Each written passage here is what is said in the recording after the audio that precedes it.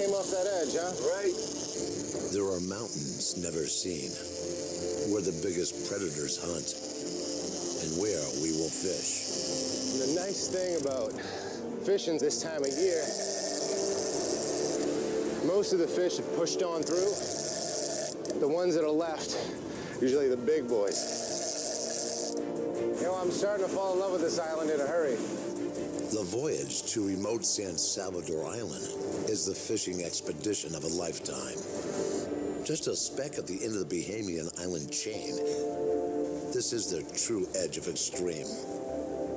We don't know why, we don't know where they're coming from, and we don't know where they go.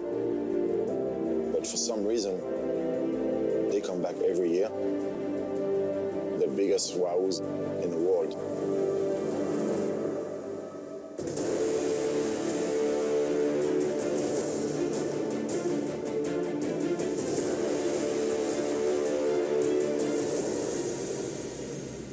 San Salvador soars from the depths of its abyss.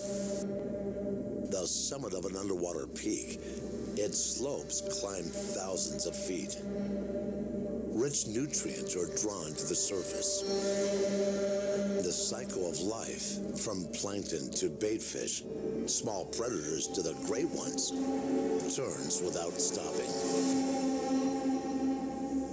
We have some underwater mountains. It goes up and down all day. And you're gonna fish those mountains. So you need a good GPS and a good depth sounder. And that's where you're gonna find those big fish. Without the skill and boat of Captain Arnaud Lemaire, San Salvador, flung some 400 miles out into the Atlantic, would be unreachable for Fred. Just over my shoulder, there's 30 feet right here, 1,500, and it's kind of surreal. We're essentially fishing the side of a mountain. Cliffs like these, rising from the barren bottom, are where fish gather. The sheer wall coming off the island is really the only structure around here that will hold fish.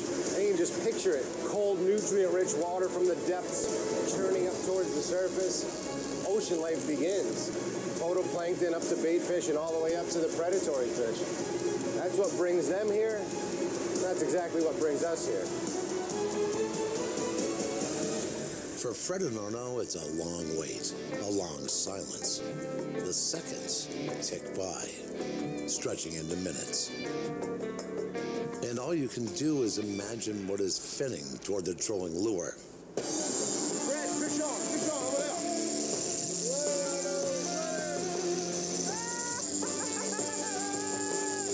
Woo! You are not kidding about the wahoo fishing around here. Shaking his head, it's definitely wahoo. They're just a little guy, just a tiny wahoo, but they're delicious and none of them are going back in the water. If you ever look down into clear blue water, you see the sun rays kind of beaming through. It's represented perfectly right on the side of the wahoo. You can tell they're awesome ambush predators. Well, this is a nice start, but nowhere near the size of wahoo that San Salvador Island is famous for giving up on a regular basis. Time to re-rig, go catch another one. With the potential of a giant wahoo off San Salvador, Fred runs a variety of lures behind the boat.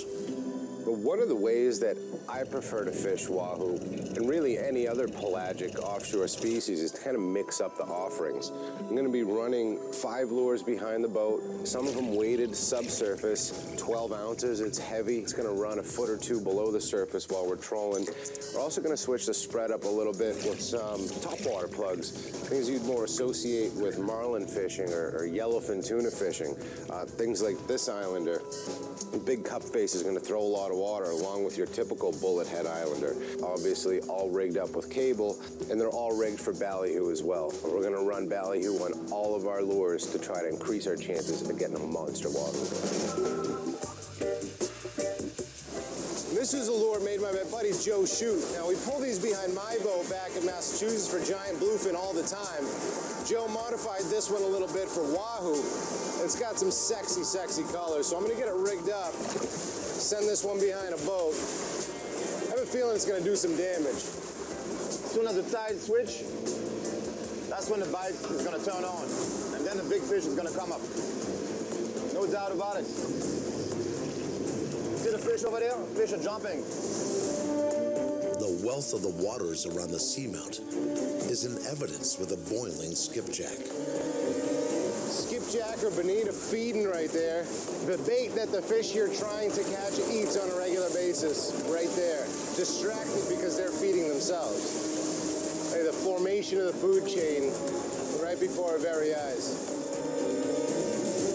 When the bite turn on, then that's when they're going to show up. You're going to catch a big one. Yeah, I'm putting on the belt just in case. Be one less thing for me to do if we go off right now.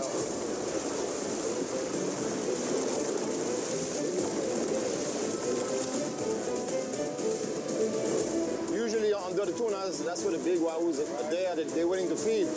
So what we have to do, we're just going to be trolling around the bait. Stick in this area now that we found We're the going to bait. stick right here, 700 feet. So And we just need to wait for that bite to turn on.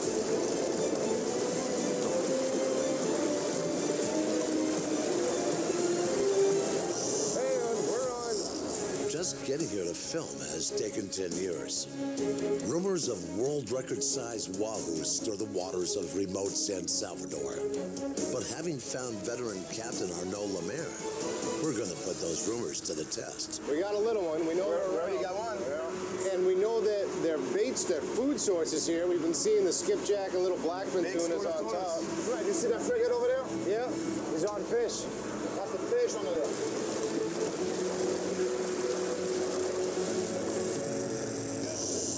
We're on. Now, we'll see how big wahoo can grow. That's a nice wahoo.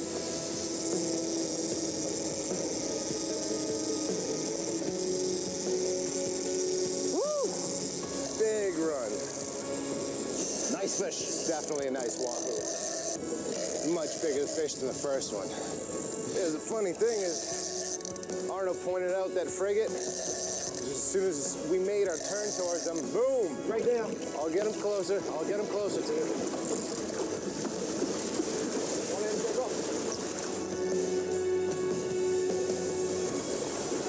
Nice.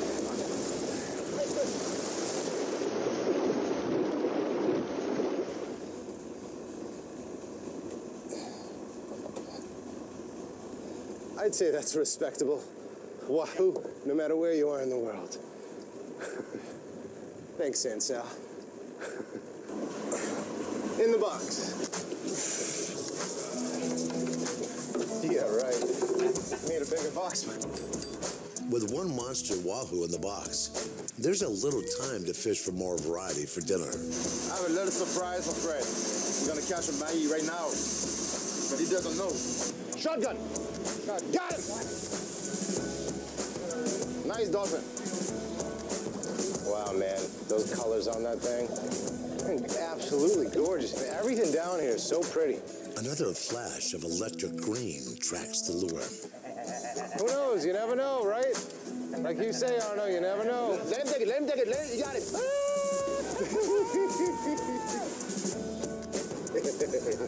Gorgeous. Let's get him on ice. I'm gonna have him for dinner tonight.